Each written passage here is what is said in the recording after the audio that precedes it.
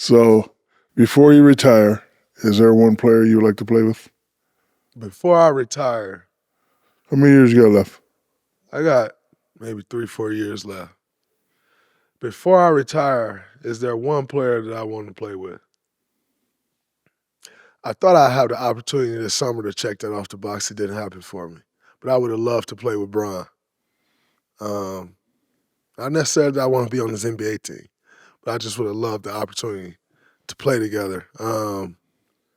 Because I want to see how his mind works on a day-to-day basis in a basketball setting. Like, I am, like, when I look at guys with IQ, I think that's one of the, best things about Bron is his IQ, and I can respect that.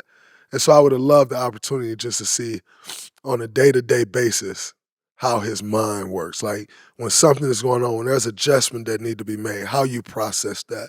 What's your process like? The things that you go through, how you land here or land there. I would have loved the opportunity, but for me, um, there's for that reason I would have loved to play with Bron, but like I've had the opportunity to play with the most electrifying player of the last 15 years. And I've gotten to see that on the day to day, and probably last 30, like you name whatever. But I've gotten to see that on a day to day basis. There's not much else I can go see that's going to make me be like, ah, man, I want to play with this dude. Like I've gotten to play with Steph Curry for 12 years. Watch what he do night in and night out for 12 years. Like the way he's changed the game of basketball. I got to watch that change firsthand. When you watch kids play today, they run around shooting threes from the hip. And it's because of Steph Curry. I got to watch that literally happen firsthand. So for me personally, I don't really need to look anywhere further of someone that I want to play with. All the guys that I would really love to play with on an NBA team, they not here no more. Like, you retired. MJ retired. Kobe gone.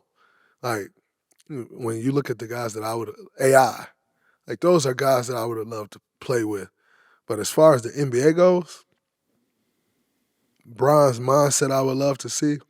But man, I've played with Steph Curry. I don't need to look any further for excitement, for greatness, for work ethic, for how a guy leads. Like Steph never does the wrong thing, ever. Like he will make the right decision. I don't mean like a turnover of basketball. I'm talking about like in life, like off the floor. He wouldn't, if there's something like, man, I don't know if I want to go to this. Like we got to go to this thing. It don't make sense. He like, yeah, well, we should do this. Boom. Always the right thing. Like I got the chance to play with Steph Curry. I don't need to look much further. So you have 3 rings? 4? 4. So if you had the opportunity to ring chase into your career and they need you for your play, your leadership, would you do that? If there's something that I could offer to a team and I'm like, oh, I'm the missing piece there, I can go help that team get over the hump. That's a totally different thing, right? Like that's like I can go contribute to a championship. That's different than like, man, let me go see if I could just fall into one more. You know what I'm saying? Like, no, I want to be able to contribute. And saying Team that, that has like a big like a big 4. Phoenix, for example. Phoenix say, hey, we need you. Would you?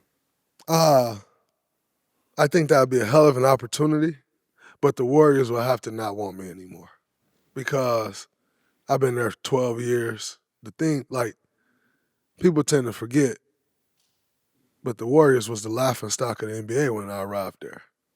Won 23 games a year before when I arrived there. I told a story recently about Marshawn Lynch laughing at me when I was like, I'm getting drafted I just got drafted to the Warriors. He's like, y'all suck. Like, I remember those days. I remember walking around downtown Oakland as a rookie, passing out tickets. Guys getting on the BART, the train, and runs through the bay, the BART, passing out tickets to games as a rookie. I remember that. That's October 2012. We won our first championship June 2015. Wasn't that far removed. So we built this thing up from the ground, man. It's like it's a different feeling for us because that's our baby. Like that, the Warriors, what they were nothing, and so to see that growth and take part in that growth, that's not something you just walk away from just to walk away from. They'd have to not want me anymore. And for me personally, because I love that organization, I will always do right by the organization because it's no ill will for me. It's not like I've been treated bad. Andre and Sean, they would always tell us like, yo, y'all don't know the real NBA.